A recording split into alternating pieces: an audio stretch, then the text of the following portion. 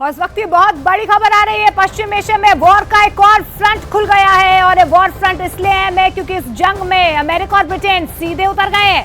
Syria और Libya के बाद पहली बार दोनों देशों ने मिलकर किसी मुल्क में हमलों को अंजाम दिया है। दोनों देशों की नौसेना और वायुसेना यमन में हूती आतंकियों के ठिकानों पर जबरदस्त हमले कर रही है। खबर यह भी है कि यमन की राजधानी में 4 धमाके किए गए हैं। यमन के अलग अलग इलाकों में स्ट्राइक्स को अंजाम दिया गया है और दावा यही किया जा रहा है कि अमेरिका और ब्रिटेन ने कदम इसीलिए उठाया है क्योंकि लाल सागर और अदन की खाड़ी में मालवाहक और सिविलियन जहाजों को लगातार हूती विद्रोहियों की तरफ से निशाना बनाया जा रहा था। तो आपको बता दें कि लगातार हूती विद्रोहियों के ठिकानों पर ब्रिटेन और अमेरिका ने मिलकर ये हमले किए हैं, जबरदस्त हमले किए गए हैं क्योंकि लाल सागर में लगातार हूती विद्रोहियों की तरफ से आतंक मचाया जा रहा था, मालवाहकों को निशाना बनाया जा रहा था, जिसके बाद अभी ज्वाइंट ऑपरेशन यहां पर अमेरिका और ब्रिटेन की तरफ से किया गया है। तो यमन में बैक टू बैक 4 धमाके हुए। देखिए, पिछले साल की बात करें तो हूती आतंकी लगातार लाल सागर में अंतर्राष्ट्रीय शिपिंग को निशाना बना रहे थे और इसी पर एक्शन लेते हुए यमन में यूएस और यूके ने ज्वाइंट ऑपरेशन चलाया और हूती विद्रोहियों के ठिकानों को निशाना बनाना शुरू किया। ब्रिटेन के रक्षा मंत्रालय ने टाइफून लड़ाकू विमानों को साइप्रस से रवाना किया और फिर यमन में हूती विद्रोहियों पर बमों की बारिश कर दी। अमेरिका और ब्रिटेन के खुफिया विभाग के मुताबिक हूती विद्रोहियों के ठिकानों पर हमला करने के लिए क्रूज मिसाइलों के साथ साथ पेव वे 4 गाइडेड बमों का इस्तेमाल किया गया।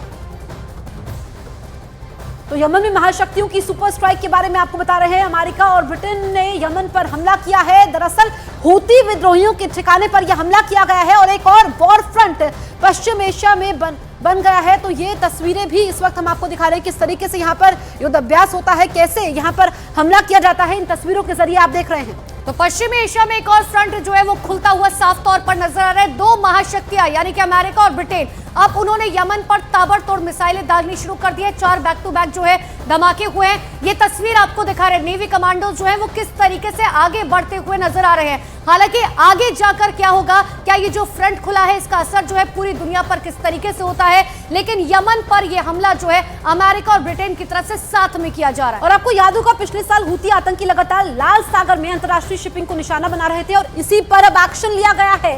यूएस और ब्रिटेन कूद पड़े हैं। दरअसल इन दोनों की सेनाओं ने ये ज्वाइंट ऑपरेशन किया है जिसमें अब टेंशन बढ़ चुकी है क्योंकि यहाँ पर हूती विद्रोही टारगेट पर है और किस तरीके से वो लगातार यहाँ पर पहले हमलों को अंजाम दे रहे थे, अब उनको टारगेट किया गया है। टाइफून लड़ाकू विमानों को साइप्रस से रवाना किया गया, जो तस्वीरें हम आपको दिखा रहे हैं, और फिर बमों की बारिश यहाँ पर होती है। तो यमन में महाशक्तियों की इस वक्त सुपर स्ट्राइक की एक्सक्लूसिव तस्वीरें आप न्यूज़ 18 इंडिया पर देख रहे हैं।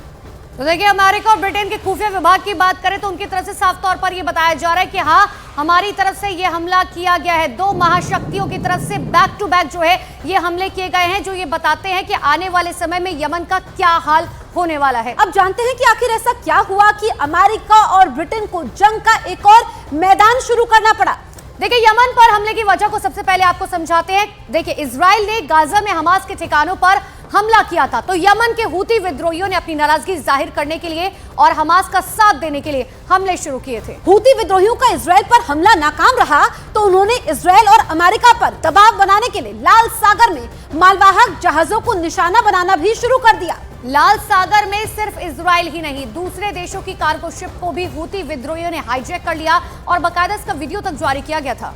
वहीं अदन की खाड़ी में भी समुद्री जहाजों पर हमले होने लगे जिसमें न सिर्फ हूती विद्रोही बल्कि ईरान से जुड़े दूसरे आतंकी संगठन भी शामिल थे। देखिए, यमन से लगातार हो रहे हमलों और हाईजैक की घटनाओं की वजह से ही अमेरिका, ब्रिटेन और उसके साथी मुल्कों को काफी नुकसान हो रहा था।